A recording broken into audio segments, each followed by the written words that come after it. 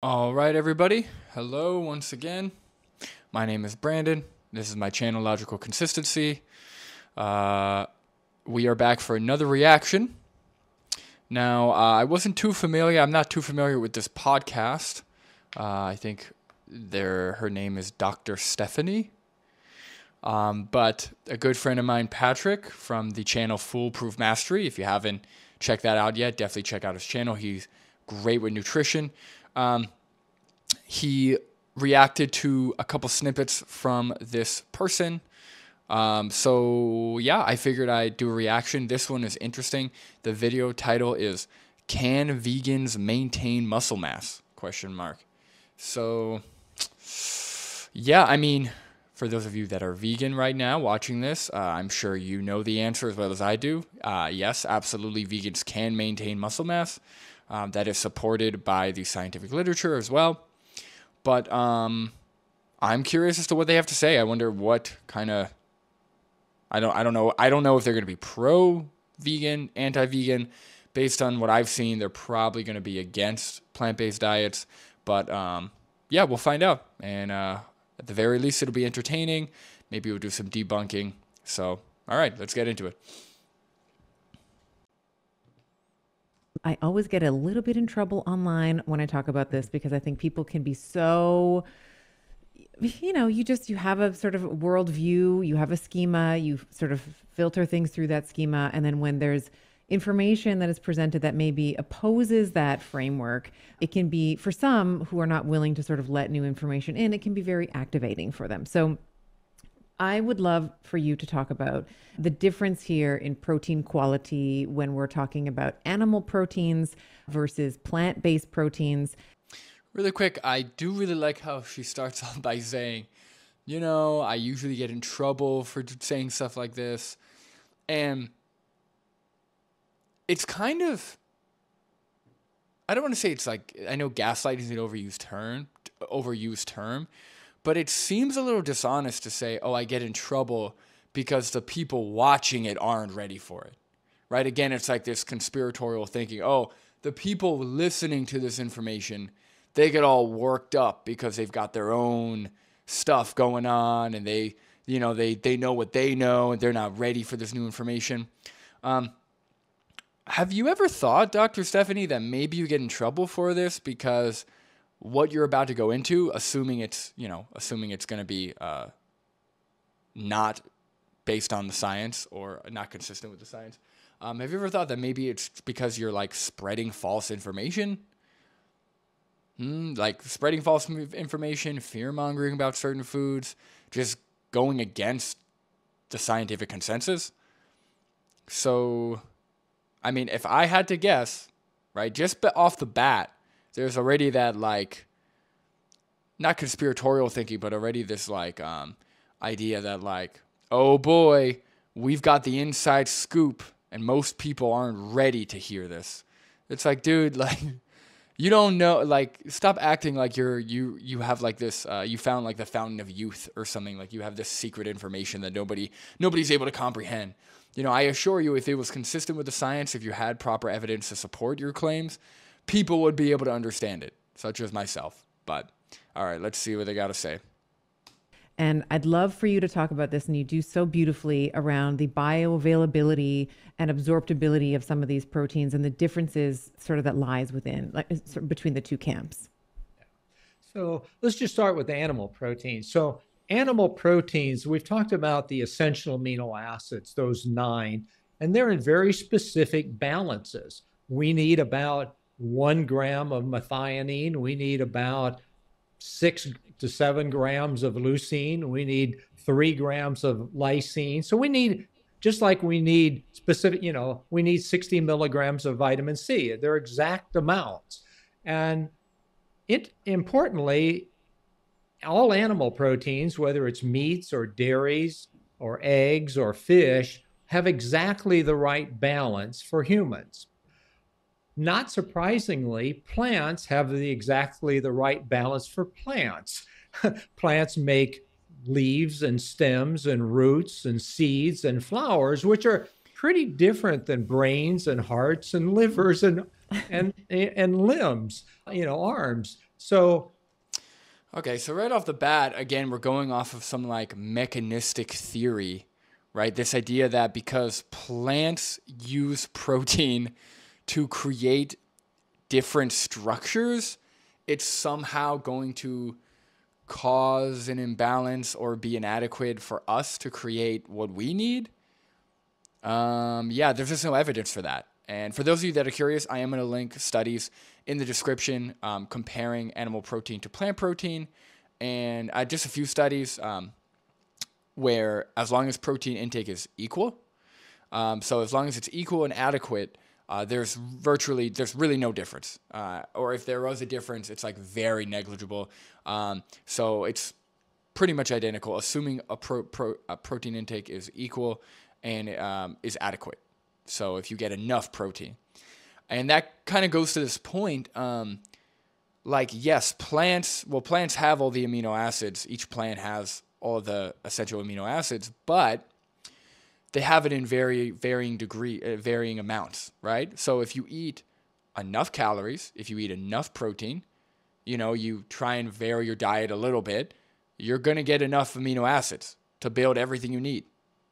Right? If you couldn't, if by relying on plant-based protein only, that led to us not being able to grow properly, or grow brains, grow hearts, grow anything, we would see that. We would see that in the scientific literature, but we don't. Right? In fact, plant protein leads to better health outcomes compared to animal-based proteins long term. In terms of I don't want to say scaring away, but you know what I mean, like keeping away chronic disease. So, yeah, that's already like, that's ridiculous. That's like, even if that's true, right? Let's say plants don't have everything we need like animal protein does, right? Which is true. Like, obviously animal flesh, right? We're consuming muscle, right? Muscle is going to have all of the amino acids in large amounts. But that's like saying, okay, there's a path that goes from A to B directly. And then the path that goes from A to B, you got to go straight and then take a turn, right? The one that goes directly, you'll get there the quickest, but your risk of chronic disease increases. It's the less ethical choice, right? Or I would say the unethical choice, right? Paying for the exploitation and murder of animals. So, sure, you might get your amino acids more directly or in large doses. So it's a little less headache, I guess, trying to get enough protein. But there's other drawbacks to consider, right? Chronic disease, morals, your personal values, ethics. Besides, there's other things to consider besides just how quick you get your protein. Especially when you can get your protein from plants, you just have to make sure you eat enough. That's all. But all right, so we're already starting off to a silly start. People need to understand that the plants aren't making proteins, amino acids for us. They're making them for themselves. And so they're not in the right balance. Okay. What are the animals making their protein for? Or using these amino acids for? Okay, so I like how he's like attributing almost sentience to plants, but completely ignores the fact that animals are actually sentient. They have those structures that we have, brains, hearts, different organs. So where is the concern about them, right? And their individuality. He's like, we got to remember that plants are utilizing these proteins for themselves. Plants are making proteins for themselves. Yeah. First of all, they're not sentient, so they're just doing what they're biologically what their structures are like doing on like, essentially robots, right? They're biological robots. They're reacting to stimuli, they're reacting with the environment, and they're keeping themselves alive. Animals literally have a will to live, right? They are sentient. They feel emotions. They have a subjective experience. Okay, they did not build up their bodies just so you could chop them up into pieces and put them on your grill. Right? So I would say whatever he's saying about plants, even more so, can go towards animals. Balance. And you'll see proteins like quinoa will often advertise that it has all the essential amino acids. Well, it does, but they're in totally the right balance. And to get enough leucine to actually trigger muscle protein synthesis would require about 7 cups of quinoa at a meal. So, Yeah, that's if you were only eating quinoa. See, this is the dishonest route that these people take. If you're only eating one food, yeah, you're going to have to eat a lot of that food.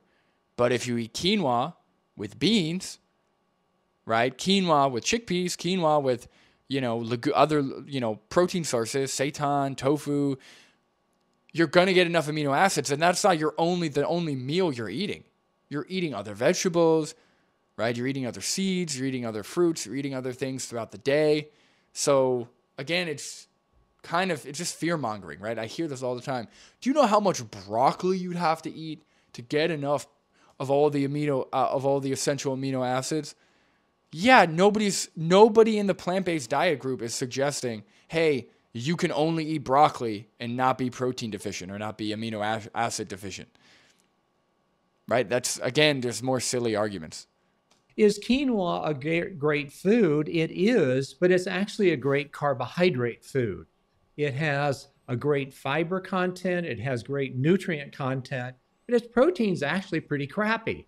It just isn't very good. So, I like to say, things like chili are a perfect kind of food. You can have a meat in it. You can have your beans in it. You can have vegetables, onions, green peppers, tomatoes, whatever. It's a perfect blend of all of the different foods using both plant and animal foods to get the right balance. So the problem with plant is the amino acids are in the wrong balance. And then the other part of it, again, the amino acids are there for the plant.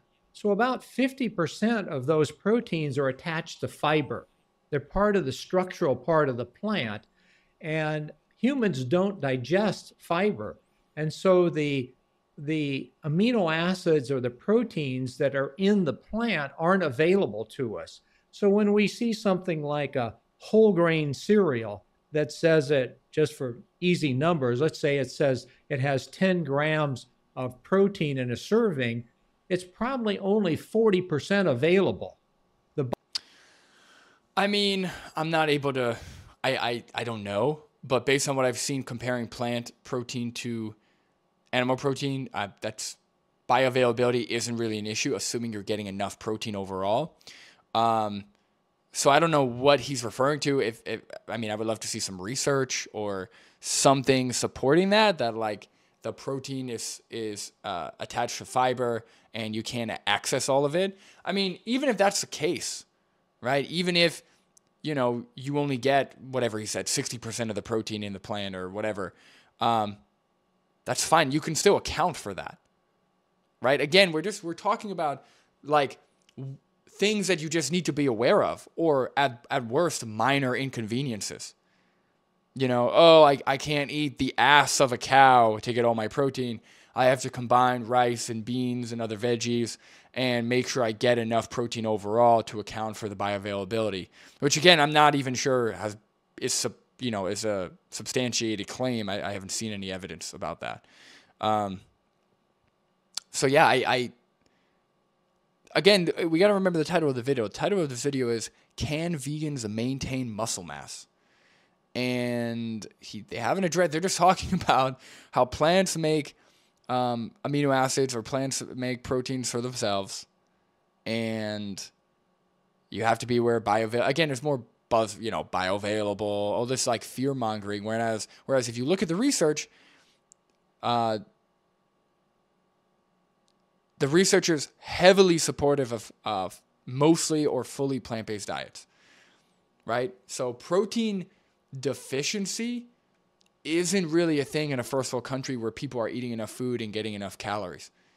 So again, I feel like this is going to be a whole video of fear mongering, but I just want to see if they get to the muscle mass part.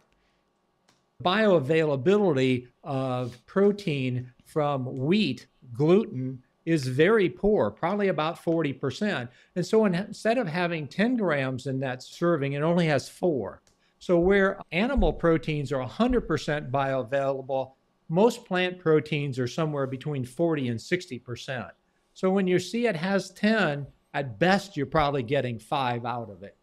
So if a 55-year-old or 45 woman says, "Hey, I'm plant-based, I'm vegetarian for whatever reason, whether it's an ethical or economical or whatever environmental reason that they don't want to be consuming meats or animal-based proteins," they would by necessity need to consume more calories in order to sort of equate with the same physiological or metabolical consequences that we're talking here in a 45 or 55-year-old woman who's consuming animal proteins. Yes? Right. So No, that's not true. Right? More protein doesn't necessarily equate to more calories. You could just prioritize higher protein foods and keep your caloric intake the same. So no, that's not true. They're acting as if for me as a vegan to get enough protein compared to someone eating animal flesh, I would have to consume more calories than I need. Right? Some kind of caloric excess, and that's not true. As long as you get enough protein, you're gonna be totally fine. Again, that seems dishonest. We've looked at vegetarian and vegan type of.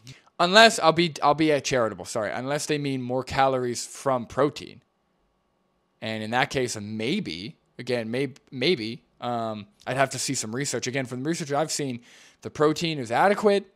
Doesn't really matter where it comes from, whether it comes from plants or animal-based sources. So, but if they mean more calories from protein, then yeah, I guess, yeah. Meals. The average vegetarian in the U.S. is about 65 grams per day. The average vegan's around 55. We've done some modeling of looking at essential amino acid needs. Hold on, what did he say? S is about 65 grams type of meals. The average vegetarian, we've looked at vegetarian and vegan type of meals. The average vegetarian in the U.S. is about 65 grams per day. The average vegan's around 55. Okay, so the average vegan and vegetarian is 55 grams. So we'll focus on vegan since it's a vegan channel. He said it's 55 grams per day. Okay, so that's pretty low, right? That is pretty low. Now, I would be curious to see how many of those vegans actually have any type of protein deficiency or issues from not enough protein. But assuming, because again, 55 may still be adequate. But based on what I've seen, that's kind of low. To put it in perspective, I get about 120 grams of protein a day. And I'm not even using protein supplements. Like I don't take a protein shake. I don't do protein powders. I'm just eating food, right? So it's really not hard to get 120 grams of protein a day, right? With soy milk, with whole grains like oats, with mock meats like Beyond Meat, or with tofu, tempeh, with nuts, seeds. Like it's really not difficult to get enough protein if you take the time and put in the effort and like find foods you enjoy that add up to that protein. So yeah, I mean, if they're just trying to say that based on what we've seen, the average vegan consumes 55 grams, they should probably consume more. Sure. I mean, I could grant that, right? Yeah. I mean, I'm sure, I don't know what the average protein intake for the average American is, right? But I'm sure if they get more protein, they might be lacking in fiber or in other micronutrients that vegans get more of, right? So obviously when you're looking at a grand scale, not everyone's going to be perfect when it comes to nutrition. Most people aren't. So you're going to see differences and deficiencies in both cases. But anyway. We've done some modeling of looking at essential amino acid needs. And what we know is that if you get below about 50% of your protein coming from animal protein, you can no longer meet your essential amino acid needs with a plant-based diet. Wait. What? So to your essential percent of your protein coming from animal protein, you can no longer meet your essential. essential amino some modeling of looking at the average vegans around 55. Okay, 55. We've done some modeling of looking at essential amino acid needs. And what we know is that if you get below about 50% of your protein coming from animal protein, you can no longer meet your essential amino acid needs with a plant-based diet. What is he talking about? I'm sorry, can you provide any kind of research? Can you provide any kind of studies supporting that? Anything? That's like, it's a huge claim. And that's incorrect. How come I'm not protein deficient? You're telling me that my 120 grams of protein, all from a variety of sources, I'm not getting enough amino acids? When I put it in my food tracker, it shows up as I'm getting enough amino acids. I've been eating this way almost 8 years. Am I not getting enough? Like, what are we talking about here? I need over 50% of my calories from protein coming from animal sources? That doesn't make any sense. That just seems like something he just threw out there based on, I don't know, his own gibberish thinking. I would love to see a study. I've never heard that claim before in my life. So to your point, you have to increase both the total amount of protein, and that means the total calories. And so typically vegetarians and vegans decrease their protein when in fact they need to increase their total amount. So it's perfectly possible to be vegetarian or vegan, but you're going to have a lot of food knowledge about essential amino acids to balance that. You're going to have to either dramatically increase your calories or going to a lot of ultra processed foods where you're using isolated proteins. And what's wrong? Again, you don't have to increase your calories. Again, you can get all the protein. You can just prioritize high protein foods and meet those needs. But again, I don't know how much. He's not giving a number, right? How much protein? Okay, let's say instead of 55, you double it. Again, I get 120 grams of protein. No isolated proteins needed, right? So what is he talking about? Right? I'm sure he doesn't mean that the average vegan needs like 300 grams of protein, right? If you just need higher than the recommended, slightly higher than the recommended amount, that's fine. That's very doable. So I'm a little bit confused as to what he's saying. So he's saying you can do it, but you need a lot of food knowledge. You don't really, I think it's safe to say that everybody, in order to get all of your macronutrients, in order to prevent nutrient deficiencies, you should be tracking your food, right? You should have some kind of awareness of what you're consuming, how much you're consuming it every single day, approximately. That's a given, right? It's not like vegans need to do anything else or anything like above and beyond besides just making sure we do that. We track how much protein, we track how many carbs, how much fat, all the all the micronutrients. Yeah, I don't know. To help keep the calories down. The problem in most plant-based whether it's beans or seeds or nuts or whatever, your calorie ratio in beans and legumes, for example, you're going to get about 3 or 4 to 1 carb to protein ratio. So right. If you're trying to hit 100 grams of protein, you're going to get at least 300 grams of carbs, which is 1,200 calories just in carbohydrates. So Yeah, I mean, again, beans and all these, whole grains and all these things, they're great in terms of health outcomes, right? They're healthy foods, high in fiber, good in protein, right? Like you said, high in carbs. So you should consume those, but why is he not talking about things like tofu, things like seitan, things like tempeh, different mock meats, right? Those are higher in protein, and lower in the other macronutrients. So it seems like either these people are really not knowledgeable But assuming he's a doctor or whatever he is on this podcast, it seems it always comes off as being dishonest. Like they should know better. There's just a lot of difficult problems, and it doesn't mean you can't do it, but it takes a lot of food knowledge and a lot of food skills to make that work. And again, the average adult in the U.S. doesn't have either the knowledge or the food skills to pull. Yeah, the average adult in the U.S. is consuming McDonald's and Taco Bell and not taking multivitamin and not exercising enough and not eating enough fiber or fruits or vegetables. What are we talking about?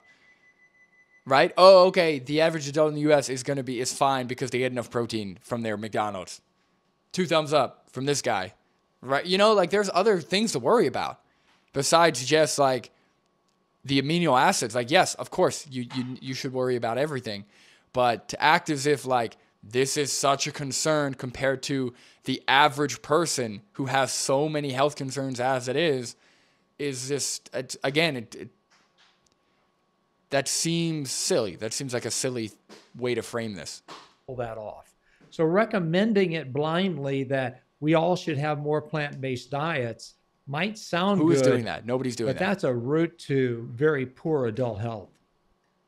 I could not agree more. And maybe we'll put this on the shelf and see if we get to it in the time that we have today. But I would love to talk about things like the Beyond Burger, the Impossible Burger, all of I these can't sort wait. of fake meats as well. But let's shelf that for a moment.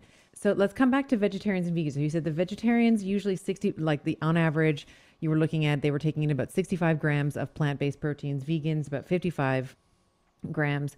Is there a way that we can support these vegetarians and would it be, the bioavailability, for example, just knowing your work, I know that, soy protein is more bioavailable. So would we counsel them to maybe get like a powdered plant protein, and then they're instead of having the 65 or the 55 grams of plant proteins, we can get them up to like 85, 100 grams, 120 grams with sort of plant. I mean, you're okay. So, I mean, at least she's asking, hey, you know that thing, those kinds of foods like soy and seitan, vital wheat gluten, tempeh, these foods that are higher in protein.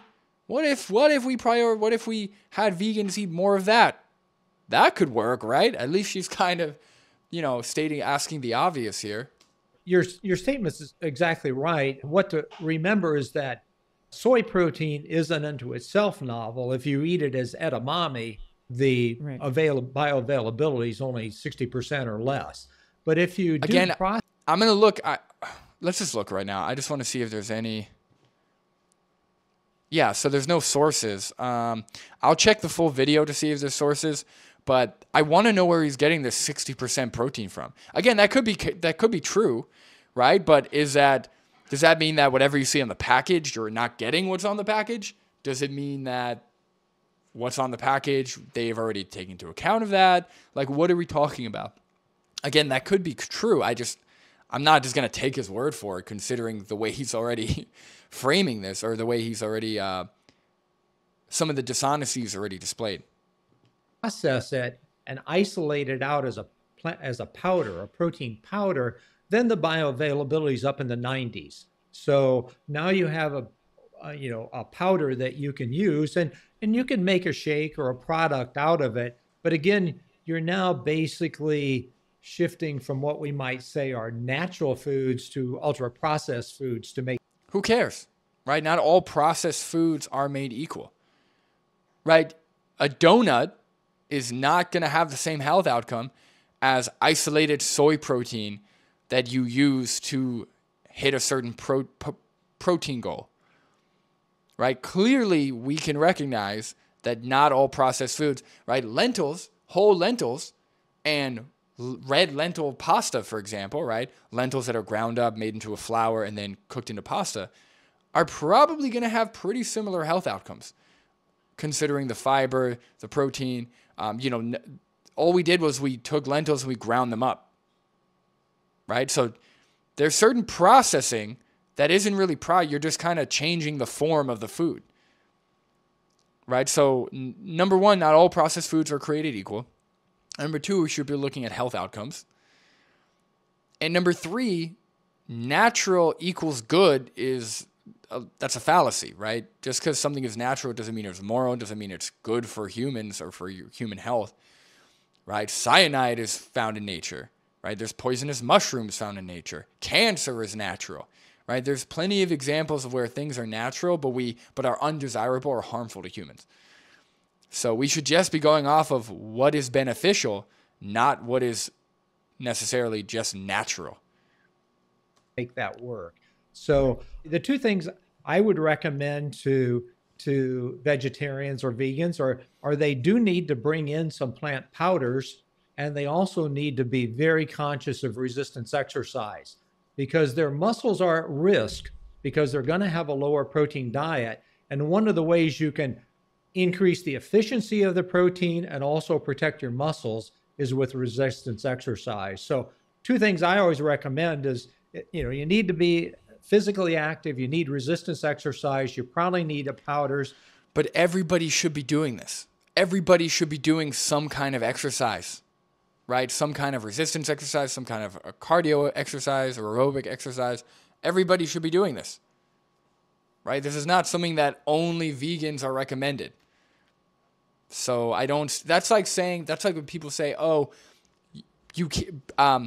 beans have lectins that will poison you, or that will cause issues, that will cause, what are they called?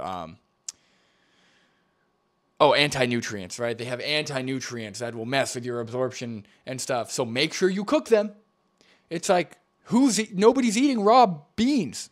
Everybody cooks beans. It's like irrelevant. It's like saying, hey, before you drink water, make sure it's wet, or make sure you put it in something that you can drink from. Like, obviously, like, these are things that everybody does. Nobody eats raw beans. Like, of course, better safe than sorry, maybe someone will try and eat raw beans, but that's not the point. The point is, sure, if you're just stating the obvious again, just for your own, if you're just stating the obvious again, just for your own needs, that's fine. But to act as if these are like crazy specific things that no one's ever been recommended other than vegans is silly and incorrect. And that's one of the reasons that most vegetarians are under the age of 40. The average vegetarian in the United States is between 20 and 40. Why? Because it's easier to be physically active and have these other products and eat more calories. It's very difficult for... No, I would disagree. I think most of the vegans and or vegetarians, although vegetarians still pay for the exploitation and murder of animals, so that's not really an ethical thing. So I'm not a huge fan of vegetarians. But when it comes to vegans, I would say most vegans are probably younger. Because eating a fully plant-based diet, using plant-based clothing, has been more accessible now than it ever has been, right? So the access is there.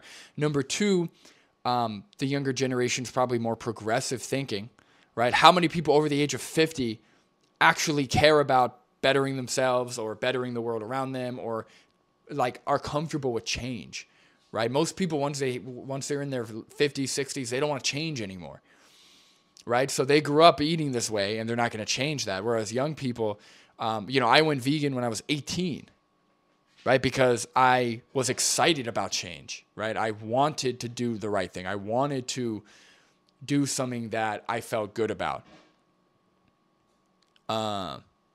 So yeah, I would say that there's more psychological reasons as to why people don't change their behaviors that they're used to.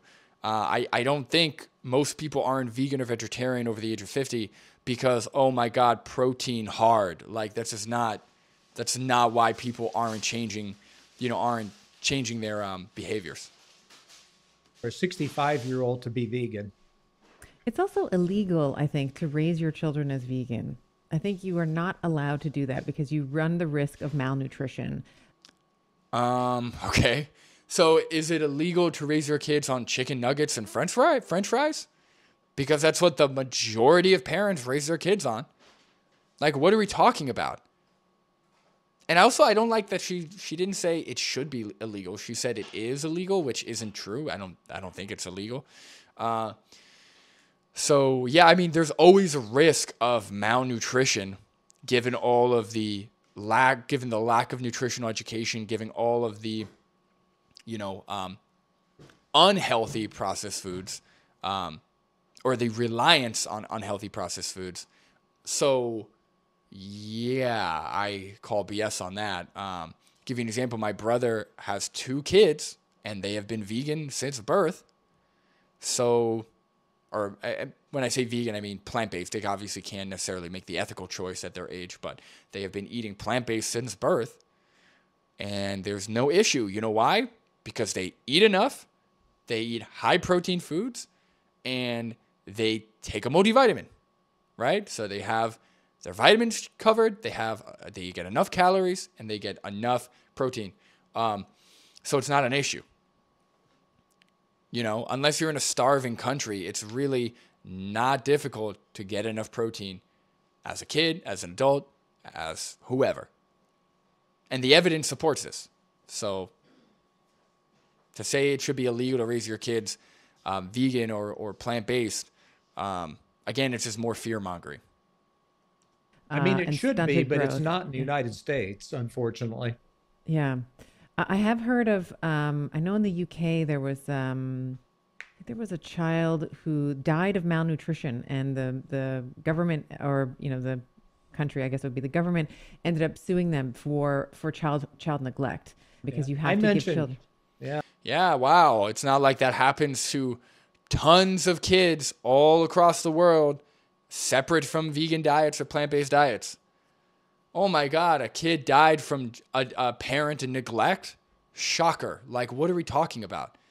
Right? Oh yeah, let's cherry pick the one time where it was a vegan couple who did it, or the one time where a couple just fed their kids raw fruits and then they starved.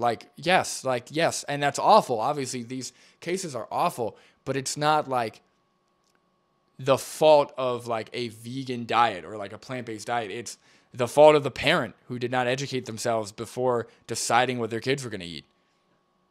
I mentioned early in my career, I worked in Africa in childhood malnutrition. And one of the things we saw was, children will survive on very poor diets, but they have very low muscle mass. And what that means is it predestines them to be obese. If you don't develop your muscle mass in your, up to through your 25, 30 age, you can't develop it very well. It puts some limits on the maximum muscle mass you can get. And that's what I think you sort of alluded to it earlier. It's sort of skinny fat. And that's what we see in a country like India, where basically, I think they're number 2 in the world in diabetes. But if you look at them, they all look fairly thin. And it's because they have almost no muscle mass. So they're what we call skinny fat. So they're extremely low in muscle, they're metabolically challenged, and they're very prone to insulin resistance and diabetes. It's interesting too. I think we have lots of examples in history of this as well. I know my son is really into the world wars and European history. So we know, or at least he's told me about, and there's documented evidence of this when the Germans had, I think they had. Wow, okay, a lot of cuts there. I almost got confused. A lot of cuts there. All right. Bombed, was it the Netherlands? And then they had sort of not allowed food to get into the country for whatever reason. There was some retaliation. I don't know the details of that. But that winter, there were so many, the women who were pregnant at that time ended up giving birth to these children who, so the mother didn't get enough protein, the mother didn't get enough total calories, and with that, of course, total protein. And then their children, once those children were born, if they survived, all became obese, like without any, like 100% of them became obese. And so they followed this sort of cohort of individuals over the course of their lives, and they always struggled with that. So what you're saying here, I think, if I'm summarizing it, and redirect me if I'm incorrect here, is even though in our youth we are driven more by insulin and IGF. What is this evidence they're using? Oh yeah, no, that makes sense, because somebody I know told me a story that happened in World War II where people were literally starving. You didn't get enough food. Pregnant mothers not only we're not consuming enough protein, they weren't getting enough calories, we weren't getting any, probably barely any micronutrients. So we're talking the bare minimum of food to survive. They gave birth, and this led to certain health outcomes. What does that have to do with vegans eating a appropriately planned plant-based diet in a country where there's enough food? Right? This is not wartime. What are we talking about? Again, the question was, can vegans maintain muscle mass? The question wasn't, is it bad if you don't get enough protein? Right? We know it's bad if you don't get enough protein. We know you need protein. So, again, this seems like it's just fear-mongering. It's like, hey, we're going to talk about a bunch of scary stuff so you hesitate about going vegan, even though it has very little relevance to you actually eating a plant-based diet. One, if you still don't meet a minimum requirement of protein intake, you are basically setting yourself up for sarcopenia and obesity. Oh, and not providing any evidence. So again, like, we're just taking their word for this. I don't know if that's true. I don't know if a lack of protein from pregnancy leads to higher rates of obesity. Do you know how? Do you know why I don't know that? Because they didn't provide any evidence. They're just saying things.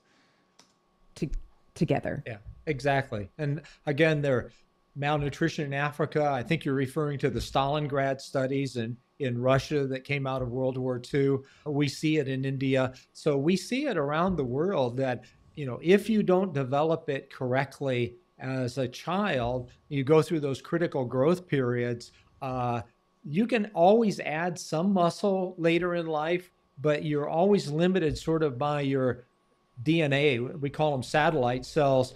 Your DNA and muscle will always limit you. And I did. Yeah, and also, what's the evidence that it's due to diet, right? Obviously, well, India, if they're talking about like poor parts of India where they're not getting enough food, but it could just be that genetically they carry less muscle mass or they have less muscle mass or something. Again, they're just saying, oh, there's they didn't even say why. They didn't say because the population in India eats less animal protein or the population in India gets less calories. Like, they didn't even give an explanation why. They just said, hey, in India, they're more skinny fat, which leads to more problems, and that's due to them not having enough protein. Like, what are we talking about? But anyway, video's over. Another one for the books here. So thank you for joining. Thank you for listening. Hopefully this was educational, informative, entertaining, something. This kind of content seems repetitive, but I think the more that we can call these people out and the more that we can at least demand a higher threshold of evidence, demand better quality discussions besides just word of mouth podcasts, hopefully that will lead to less misinformation. But let me just look at the full video just to see if there is any. I think we all. There are any sources here. Oh, resources mentioned. Okay, hold on.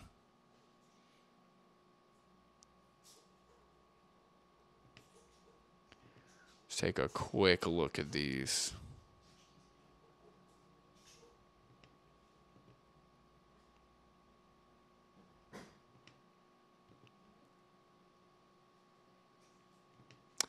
But again, none of these are even mentioning anything about plant protein. Hold on. Essential amino acids and muscle protein recovery from resistance exercise.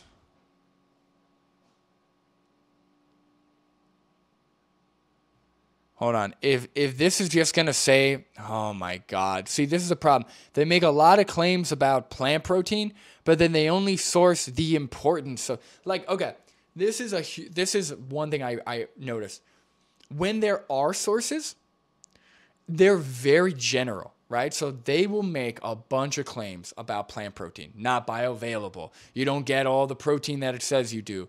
You need more calories. You got to get, you got to be concerned about amino acids. You can end up with this condition, that condition, right? They say all these claims, but then when you actually look at the sources, they're just general Like they're just they go, well, like this one, like essential amino acids and muscle protein recovery from resistance exercise. Hey, didn't you know you need all the amino acids, right? Amino acids are essential for protein muscle protein recovery. Shocker. Yeah, that nobody's debating that. That's not a reason. That doesn't what's it called? That doesn't substantiate the claim. And this is a long study. Okay, so hold on.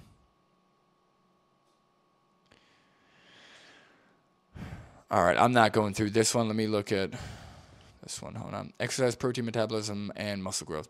Exercise has a profound effect on muscle growth, which can occur if muscle protein synthesis exceeds muscle protein breakdown.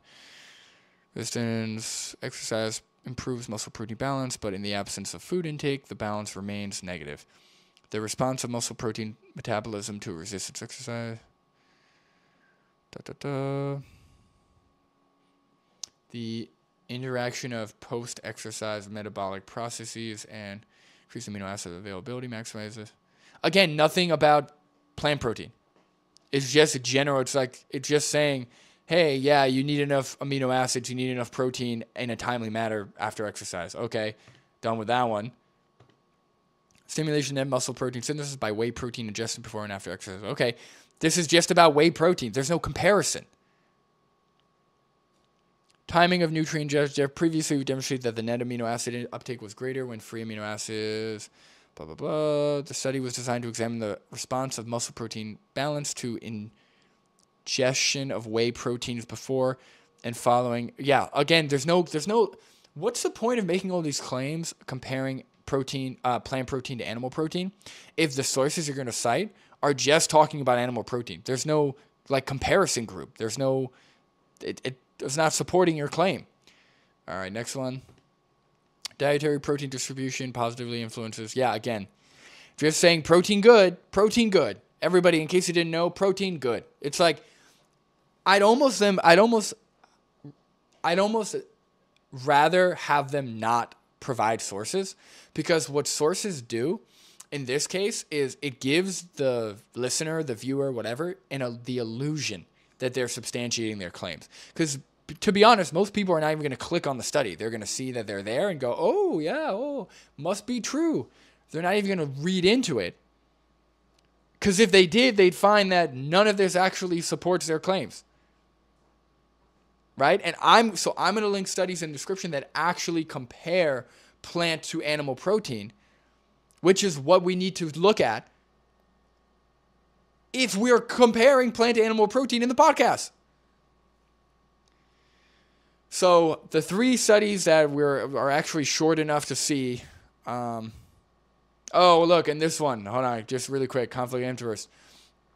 Receive compensation for speaking engagements with the National Cattlemen's Beef Association. Okay, great. And no, not conflicts of interest aren't an end-all be-all. Obviously, it could still be a sound study. The methodology could still be sound, but that's already a red flag. Okay, but that's not the point. Even if this is fine, nobody's saying that beef protein isn't bioavailable, it isn't going to do the job. Obviously, it is.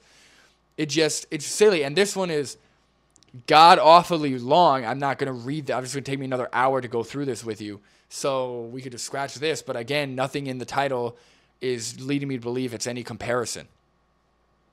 So, all right. That's it, guys. Wow, that's awful.